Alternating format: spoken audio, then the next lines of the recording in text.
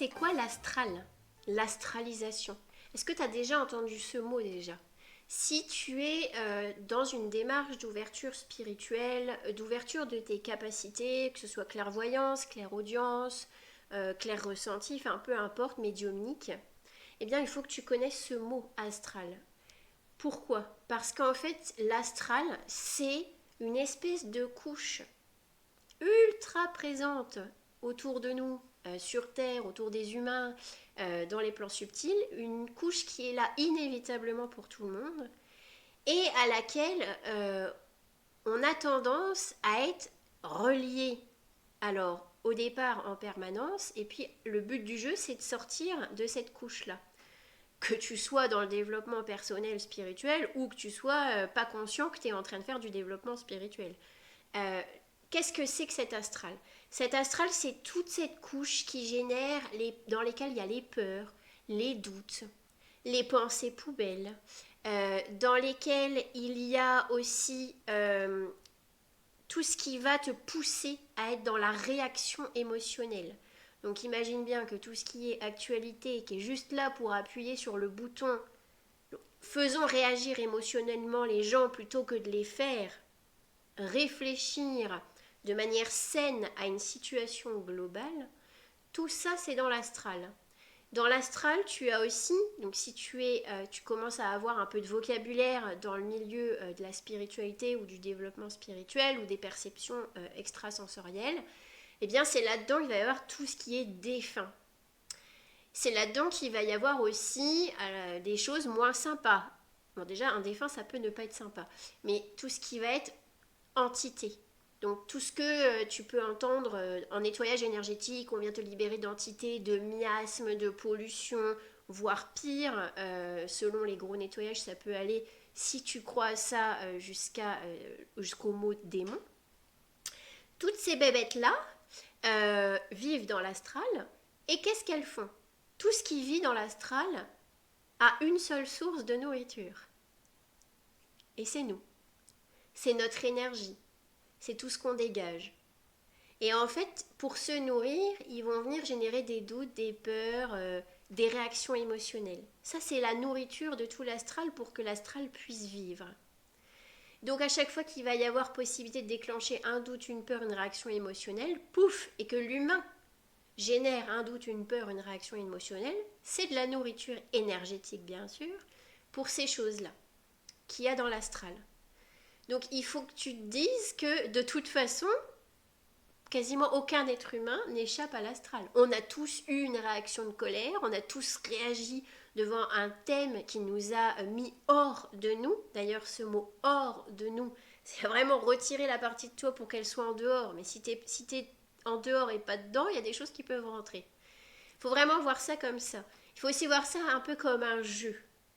C'est-à-dire une fois que tu connais les règles du jeu, une fois que tu es conscient que tu peux être comme une nourriture énergétique pour tout un tas de trucs que tu ne vois même pas. Bah, déjà, c'est quand même assez révoltant. Mais à la limite, si t'es révoltant, si t'es révolté, pardon, t'es encore en train de nourrir le truc parce que t'es dans la réaction émotionnelle. Mais à la limite, une fois que t'es conscient de ça, ça devient un jeu. C'est-à-dire, le jeu, c'est quoi? Je neutralise tous mes doutes. Je neutralise toutes mes peurs. J'arrête de m'alimenter en informations qui déclenchent des réactions émotionnelles chez moi, bien sûr. Donc je commence à faire attention à ma nourriture intellectuelle, ce que je regarde à la télé, ce que j'écoute comme musique, ce que je regarde sur mon fil, Instagram, TikTok, YouTube, Facebook, ainsi de suite. Parce que c'est donnant. Plus tu vas t'alimenter de nourriture intellectuelle saine, plus tu vas venir comme ça assainir déjà ton intérieur, tes pensées aussi, la personne que tu es, tu vas devenir un peu plus léger aussi, parce que si tu n'es pas en train de ressasser sur une actualité lourde ou sur des problèmes ou sur des peurs, bah, tu es quand même plus disposé à vivre une vie un peu plus lumineuse, un peu plus joyeuse. Et tu donnes plus de nourriture à ces bébêtes-là. À chaque fois que tu franchis une peur, vois ça comme une prise que tu as débranchée. Chaque fois que tu as levé un doute, que tu as franchi un doute, c'est une prise que tu as débranchée de l'astral. À chaque fois que tu n'as pas surréagi là à un truc et que tu t'es dit, ok, la situation elle est comme ça, elle m'est présentée comme ça à l'extérieur. que puis-je faire à mon échelle pour soit ne pas alimenter le jeu, soit en tout cas ne pas en être affecté. Et de prendre comme ça une position un peu de sage, un peu de recul, pour ne pas être ah non mais c'est n'importe quoi ce qu'ils nous ont encore pondu comme loi, ou c'est n'importe quoi ce qu'ils nous ont encore fait là à l'autre bout de la planète, sur le continent juste en face. Il y en a un qui s'amuse un peu tous les jours à nous sortir une actualité un peu improbable. Vous saurez très bien de qui je parle. Non, en fait tout ça, ça nourrit cet astral, et l'astral, plus il se nourrit de vous, moins vous avez de chances de pouvoir être une personne simplement léger, joyeux. Je vous dis pas de sauter en l'air tous les jours, je vous dis d'avoir juste aussi de l'énergie, une vraie énergie, pas une énergie, vous savez, l'énergie de la tension nerveuse, l'énergie de l'excitation. Tout ça, c'est pas bon. D'avoir une réelle source d'alimentation, une source d'énergie, fraîche, toujours disponible, pour simplement vous kiffer votre journée.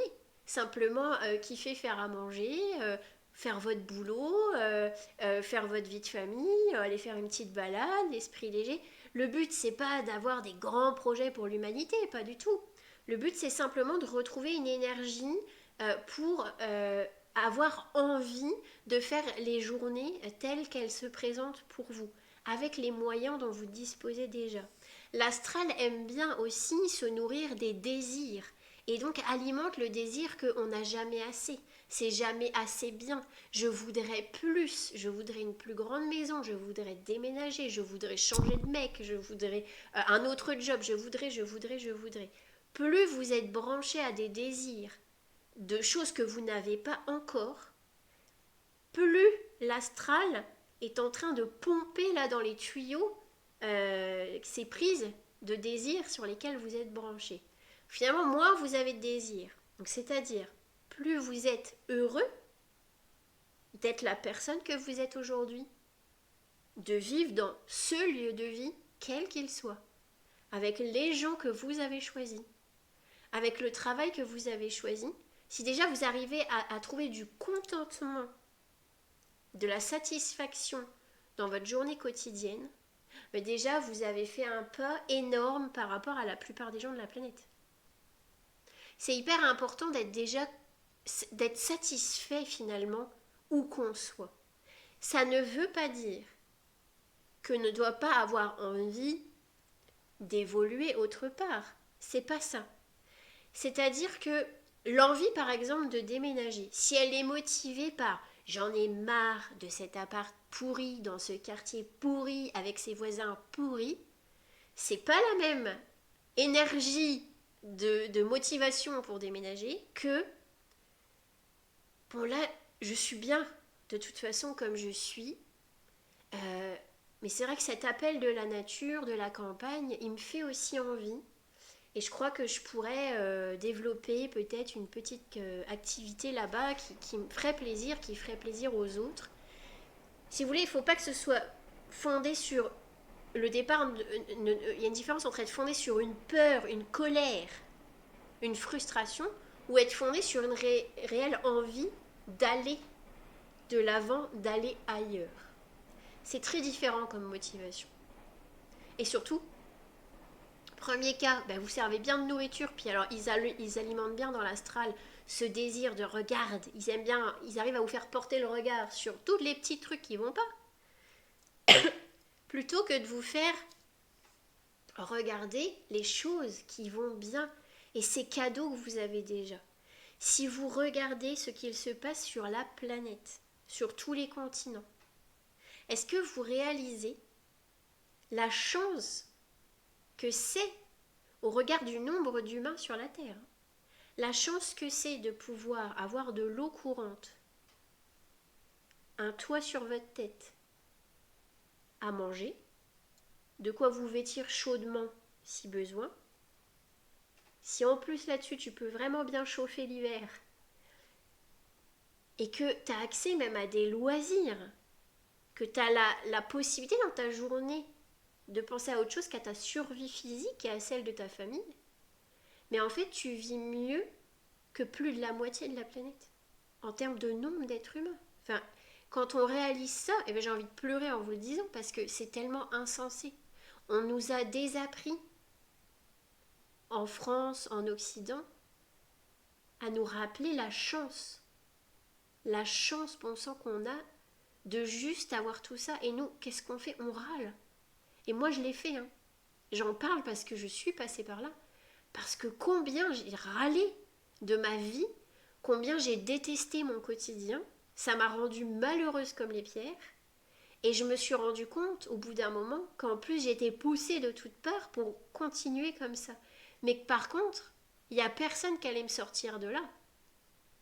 Qu'il fallait que je me bouge les miches pour retrouver le sourire, pour voir qu'en fait, bon sang, mais en fait, il n'y avait pas de problème. Qu'il y avait que une chance pas possible d'avoir tout ce que j'avais. Qui est déjà énorme, et bien que la plupart des gens, même si des fois c'est galère, même si comme tout le monde, je peux avoir des soucis dans mon quotidien, que ce soit matériel ou autre, bon sang. On peut manger, boire, se nourrir, on peut rencontrer des gens, on peut penser à des loisirs. C'est juste extraordinaire. Et donc l'astral, je suis désolée, il y aura une petite baisse de luminosité sur la vidéo. L'astral, le but du jeu, c'est d'en sortir. Alors, il y a un autre problème dans l'astral. Quand tu commences à vouloir ouvrir tes perceptions et que tu commences à faire mumuse, à vouloir parler à des guides, te connecter à des guides, te connecter à des défunts, te connecter à des galactiques, te connecter à, tu es toujours en train de te brancher à quelque chose qui n'est pas toi. Donc tu fais une prise avec quelque chose d'extérieur à toi. 99% de tes branchements seront dans l'astral. D'où l'importance de ne jamais demander à vouloir être relié à ceci, à cela. Non. La faculté la plus saine et naturelle que l'on a, c'est l'intuition. C'est de toi à toi, c'est simplement toi qui es totalement capable de recevoir des inspirations et des idées. Et c'est largement suffisant pour accompagner les autres, pour faire ta vie, faire ton quotidien. Donc tous ceux qui font du contact défunt, par exemple, donc qui appellent des défunts. J'appelle la grand-mère de Micheline. Astralisation. Le médium appelle une entité de l'astral, un défunt qui n'est pas passé. Mais parce qu'un défunt qui est passé et un défunt qui s'est réincarné, tu vas pas le... Un défunt qui s'est réincarné, tu ne l'appelles pas, évidemment. Et en plus, comment savoir qu'un défunt s'est réincarné? Petite question pour tous ceux qui font du contact défunt. Comment savoir même si à quel niveau de jeu il est ce défunt et s'il n'est pas occupé ailleurs. Et surtout, quand tu appelles un défunt, est-ce que tu es bien sûr d'avoir la personne que tu as appelée en face? Quand bien même elle te donne un nom, quand bien même elle te donne des éléments sur la vie de la personne. On ne sait pas, on ne connaît pas le degré d'accès à l'information de l'autre côté. Autant ils peuvent regarder dans ta vie et te fournir des vrais éléments sur la mamie de Micheline, alors que c'est pas du tout la mamie de Micheline qui parle. On n'est pas conscient de ça au début. Moi, j'ai fait les bêtises aussi. Je les ai toutes faites. De toute façon, je les ai toutes faites. Donc maintenant, je vais faire des vidéos de prévention. Prévention pour avoir une hygiène spirituelle et médiumnique. Ok. C'est hyper important d'en parler parce qu'on est tellement nombreux à tomber dans le panneau. Tellement nombreux à faire les bêtises. Et en même temps, moi, aujourd'hui, je suis hyper contente d'avoir la possibilité d'en parler, en fait. D'avoir la possibilité de faire cette prévention. Si j'avais pas fait les bêtises, j'aurais pas pu faire de prévention, parce que j'aurais même pas su que ça existait, tous ces trucs-là. Et que ça se trouve, les 3/4 des gens autour de moi, ils faisaient ça. Non, moi, je me suis bien baignée dedans. Je suis allée regarder un peu tous les niveaux de jeu. J'ai découvert qu'il y avait beaucoup de trucs qu'il fallait pas faire. Et surtout, j'ai découvert l'impact que ça avait sur le quotidien. L'impact concret, hein, pas des trucs... Non. Je parle pas d'expériences paranormales que ça peut générer, même si ça peut en générer. Je parle d'avoir moins d'énergie, d'être fatigué, de ne pas être enjoué, d'avoir du mal à faire tes journées. Il y a des choses très concrètes. L'astral a une réelle incidence sur nos journées, hein, du moment où tu te lèves jusqu'au moment où tu te couches, la manière dont tu vas faire ta journée, la manière dont tu vas échanger avec l'autre, la manière dont tu vas préparer ton plat le soir. Voilà, donc l'astralisation, c'est être branché à l'astral et se faire pomper de l'énergie parce que on accepte de se laisser traverser par des doutes, des peurs, des réactions émotionnelles, et qu'en plus si on est médium, on va aller en plus chercher sciemment à être branché là-dedans et à se faire du coup pomper de l'énergie. Qui n'est pas un médium qui me raconte qu'il se fait pas prendre de l'énergie quand il appelle un défunt. Alors ça, personne ne pourra me convaincre. Parce que c'est non. Tu te fais forcément prendre de l'énergie, tu t'en rends peut-être pas compte maintenant, mais dans quelques années, tu finiras par t'en rendre compte. C'est un chemin qui est obligatoire. Tu es obligé de. Et j'espère d'ailleurs pour toi que tu vas t'en rendre compte. Et c'est pas grave, d'ailleurs. Je tiens à dire, attention, c'est pas grave d'avoir fait ces expériences-là. Bien sûr, ça reste des expériences. Les trois quarts des gens, peut-être même plus, n'en sortiront pas du tout pendant cette vie. Et savent même pas qu'en fait ça a lieu, ce truc-là, d'ailleurs. Donc, ils traversent cette vie sans faire attention à ça. Moi, aujourd'hui, je suis là pour te dire que ça existe et que tu as des possibilités d'en sortir. Et la possibilité que tu as d'en sortir, c'est de travailler sur tes pensées, c'est de travailler sur tes comportements, ce que tu regardes, ce dont tu te nourris, ce à quoi tu penses. Ça va être les choix que tu fais dans tes journées. Ça va être plein de petites choses très simples et très concrètes pour simplement ne plus alimenter les doutes, les peurs, les réactions émotionnelles. Et si, en plus je le répète, hein, si tu développes tes facultés, c'est pas d'aller essayer d'aller connecter des choses extérieures à toi. Par contre, toi tout seul, tu as la capacité de projeter ta conscience ailleurs pour aller voir d'autres univers. Voilà, si ça te parle, moi j'ai fait ça. Tu as cette capacité avec ta conscience d'aller ailleurs et d'avoir des informations.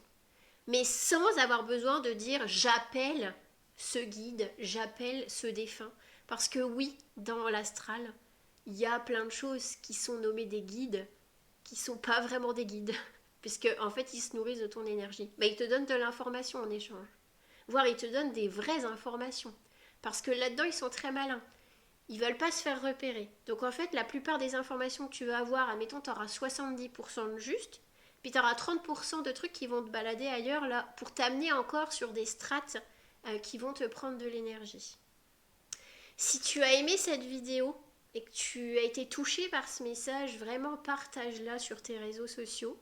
Si tu as envie de mettre du soleil dans ta vie, je t'invite à cliquer sur le lien que tu trouveras en dessous de la vidéo pour recevoir tous les samedis matins un email lumineux qui vient te nourrir, t'apporter de la nourriture intellectuelle, culturelle, émotionnelle, positive. Je t'embrasse et je te dis à bientôt.